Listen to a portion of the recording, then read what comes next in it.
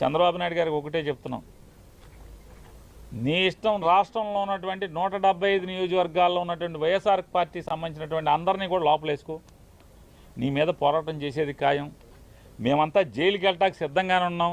నీ తప్పుడు కేసుల్లో అక్రమ అరెస్టులో ప్రతి ఒక్కళ్ళం కూడా వైఎస్ఆర్ కాంగ్రెస్ పార్టీ జెండా మోసే ప్రతి చిన్న కార్యకర్త దగ్గర నుంచి కూడా జగన్మోహన్ రెడ్డి గారి దాకా అంతా సిద్ధంగా ఉన్నాం.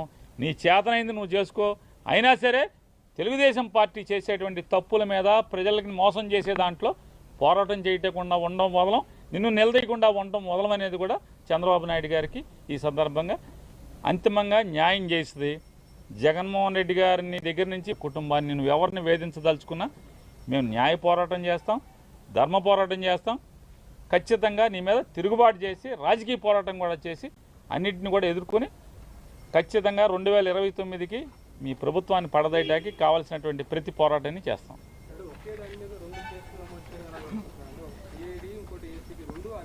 ఏమండి పద్ధతులు లేకుండా వినాయక్ గారు, పద్ధతులు ఉంటే అనుకోవచ్చు, ఇదేదో అడ్డగోలు కేసులు తప్పుడు కేసులు ఏదో రకంగా మానసికంగా వేధించాలి, తప్పుడు కేసులు పెట్టాలి, లోపలేద్దామనే నిర్ణయానికి వచ్చాక ఇక అసలు ఒక డిపార్ట్మెంట్ కట్టిందా 2 ఇది కాకపోతే రేపు ఇంకో డిపార్ట్మెంట్తో ఇదే కేసు ఇంకోటితో కూడా కట్టిస్తారు, ఇంకో చోట కూడా కట్టిస్తారు.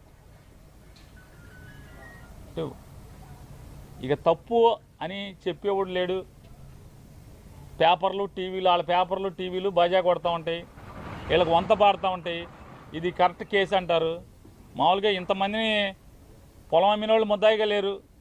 జోగి రమేష్కి పొలం అమ్మింది ఎవరు? పొలం అమ్మిన వాళ్ళు ముద్దాయిలుగా ఉన్నారా?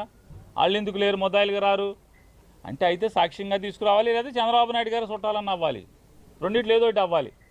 వాళ్ళని బెదిరించి సాక్ష్యంగా అన్నా పెట్టాలి. వీళ్ళని అమ్మినోళ్ళు తింటో లేరు, కొనుక్కున్నోళ్ళు లేరు. జోగి రమేష్ ఒక్కడే, జోగి రమేష్ గారి కుటుంబం ఒక్కళ్ళే ముద్దాయిలుగా ఉంటారు, ఆఫీసులో వాళ్ళు ఉంటారు. అంతిమంగా అరెస్టులు చేసి అక్రమంగా తప్పుడు కేసులు కట్టి మీ మానసిక ఆనందం పొందుతారేమో, కానీ అల్టిమేట్గా కోర్టులు ఉన్నాయి. ఖచ్చితంగా కోర్టులో ఫైట్ చేయటం,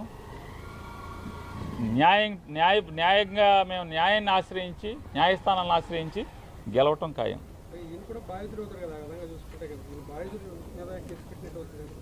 అదే అన్నాడు, ఉచ్చం నీచం వాయు వరుసలు ఏం లేవు. ఇక వరుస లిస్టు రాసుకున్నారు. రెడ్ బుక్ రాజ్యాంగం, రెడ్ బుక్లో ఎవడెవడున్నాడు ఆయన్ని మానసికంగా వేధించాలి, కేసులు కట్టి లోపేయాలి, సునకానందం పొందాలి. దీనికి వస్తుంది తప్ప ఏముంది?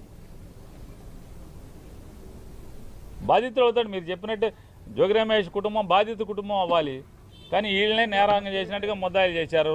సిఐడిలో కేసు కట్టారు, ఇక్కడ కేసు కట్టారు. 2 కేసులు, ఒకే సంఘటనకి 2 కేసులు కట్టారు. ఏం చేసినా సరే నీ మానసిక ఆనందం తాత్కాలికం, వెనక్కి తగ్గేది లేదు.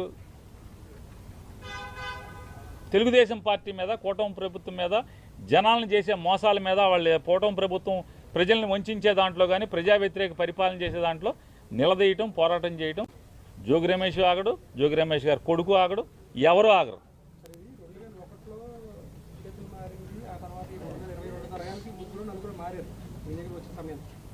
అప్పట్లో దీనికంటే ముందు 14-19 కూడా ఉన్నది ఈ గవర్నమెంట్ ఉన్నప్పుడు కూడా దీన్ని నిజంగా లీగల్గా మీరు అన్నట్టుగా అన్ని పేపర్ ప్రకటించుకున్నది తెలియదు. అంటే ఈ ముందున్న 3-4 ఎందుకు అరెస్ట్ చేయలేదు అసలు? సార్ ఇవే కాదండి, అగ్రిగోల్డ్ ఆస్తులు బోల్డన్నీ ఉన్నాయి. చంద్రబాబు నాయుడు గారు మనుషులే కొనుక్కున్నారు అగ్రిగోల్డ్ ఆస్తులు. చంద్రబాబు నాయుడుతో రోజు పక్కన ఉండేవాళ్ళే కొనుక్కున్నారు. ఎవరిని అరెస్టులు చేయరు.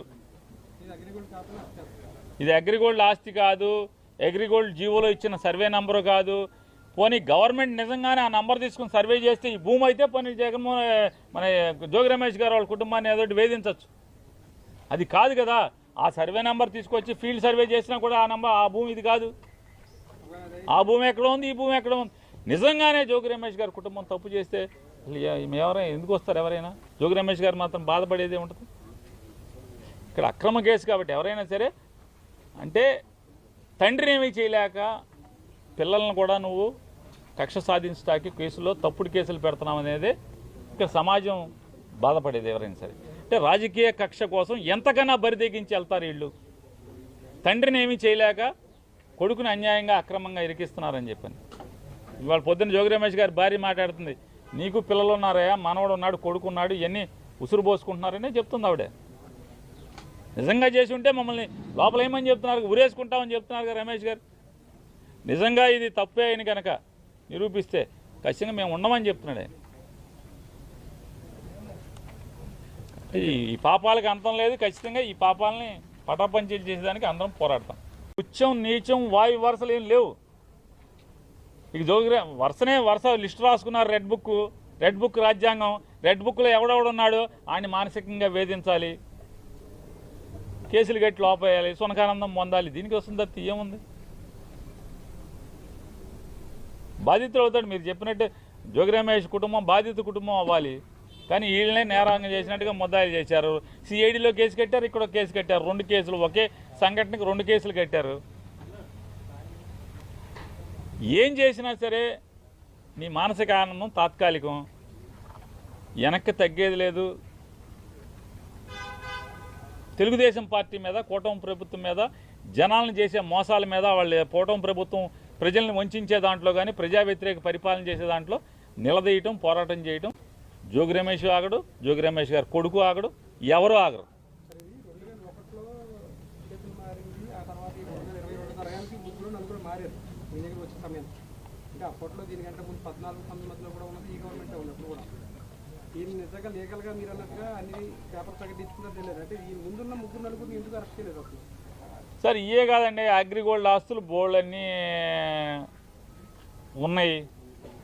చంద్రబాబు నాయుడు గారు మనుషులే కొనుక్కున్నారు అగ్రిగోల్డ్ ఆస్తులు. చంద్రబాబు నాయుడుతో రోజు పక్కన ఉండేవాళ్ళే కొనుక్కున్నారు. ఎవరిని అరెస్టులు చేయరు. ఇది అగ్రిగోల్డ్ ఆస్తి కాదు, అగ్రిగోల్డ్ జీవోలో ఇచ్చిన సర్వే నంబరు కాదు. పోనీ గవర్నమెంట్ నిజంగానే ఆ నంబర్ తీసుకుని సర్వే చేస్తే ఈ భూమి అయితే పోనీ జగన్మోహన్ మన జోగి రమేష్ గారు వాళ్ళ కుటుంబాన్ని ఏదో వేధించవచ్చు. అది కాదు కదా. ఆ సర్వే నెంబర్ తీసుకొచ్చి ఫీల్డ్ సర్వే చేసినా కూడా ఆ భూమి ఇది కాదు. ఆ భూమి ఎక్కడ ఉంది, ఈ భూమి ఎక్కడ ఉంది. నిజంగానే జోగి రమేష్ గారి కుటుంబం తప్పు చేస్తే ఎవరైనా ఎందుకు వస్తారు? ఎవరైనా జోగి రమేష్ గారు మాత్రం బాధపడేది ఉంటుంది. ఇక్కడ అక్రమ కేసు కాబట్టి ఎవరైనా సరే, అంటే తండ్రిని ఏమీ చేయలేక పిల్లలను కూడా నువ్వు కక్ష సాధించడానికి కేసులో తప్పుడు కేసులు పెడుతున్నావు అనేది ఇక్కడ సమాజం బాధపడేది ఎవరైనా సరే. అంటే రాజకీయ కక్ష కోసం ఎంతకన్నా బరిదెగించి వెళ్తారు వీళ్ళు. తండ్రిని ఏమీ చేయలేక కొడుకుని అన్యాయంగా అక్రమంగా ఇరికిస్తున్నారని చెప్పని. ఇవాళ పొద్దున్న జోగి రమేష్ గారి భార్య మాట్లాడుతుంది, నీకు పిల్లలు ఉన్నారయ్యా, మనవడు ఉన్నాడు, కొడుకున్నాడు, ఇవన్నీ ఉసురు పోసుకుంటున్నారనే చెప్తుంది ఆవిడ. నిజంగా చేసి ఉంటే మమ్మల్ని లోపల ఏమని చెప్తున్నారు, ఉరేసుకుంటామని చెప్తున్నారు కదా రమేష్ గారు. నిజంగా ఇది తప్పే అని కనుక నిరూపిస్తే ఖచ్చితంగా మేము ఉండమని చెప్తున్నాడు ఆయన. ఈ పాపాలకు అంతం లేదు, ఖచ్చితంగా ఈ పాపాలని పటాపంచలు చేసేదానికి అందరం పోరాడతాం.